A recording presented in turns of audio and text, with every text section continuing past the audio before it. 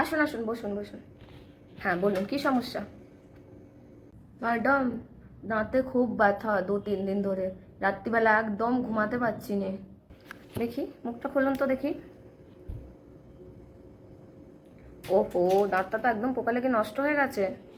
দাঁতটা তুলতে হবে এবারে। হ্যাঁ, তুলতে হবে? না না না, আমি দাঁত ফাত তুলবো না, তুলবো না, তুলবো না। বাপরে, দাঁত তুললেই চোখ খারাপ হয়ে যায়। দাঁত তুললে চোখ খারাপ হয়ে যায়? কে বলেছে আপনাকে? আমি জানি দাঁত তুললেই চোখ খারাপ হয়ে যায়। ওরে বাপরে, আমি একটাও দাঁত তুলবো না। থাক থাক বাবা, আমার যন্ত্রণা থাক। তো দাঁতটা না তুললে যন্ত্রণা যাবে না? ওষুধ দিলে 3-4 দিন ঠিক থাকবে, আবার যন্ত্রণা হবে। দাঁতটা তুলেই নিতে হবে আপনাকে। তবে যে সবাই বলে যে দাঁত তুললে চোখ খারাপ হয়ে যায় আর চোখ ঠিক হয় না, ওইসব ভুল কথা। দাঁত তুললে চোখ খারাপ হয়ে যায়, চোখ ঠিক হয় না, সব ভুল কথা। হ্যাঁ, কিছু কিছু জন্য সমস্যা হয়, একটু মাথাটা টলটল করে বা চোখে একটু আবছা লাগে, ওটা আবার কিছুক্ষণ পরে ঠিক হয়ে যায়। ওইটা এইরকম নয় যে একবারে আপনি চোখে অন্ধ হয়ে যাবেন, দেখতে পারবেন না, এরকম নয়। ঠিক আছে ম্যাডাম, তাহলে আপনি যখন বলছেন তাহলে তুলেই দিন দাঁত, আপনার উপর বিশ্বাস করেই দাঁতটা তুলে নিন।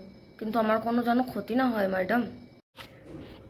সো তাহলে দাঁত তুললে চোখ খারাপ হয়ে যায় না, ঠিক আছে? যখন আমরা ওপরের পাটির দাঁত তুলি, অনেক সময় যে ইনজেকশন দেওয়া হয়, অসার করার ইনজেকশন, তার প্রভাবে অনেক সময় আমরা চোখে একটু আবছা দেখতে শুরু করি।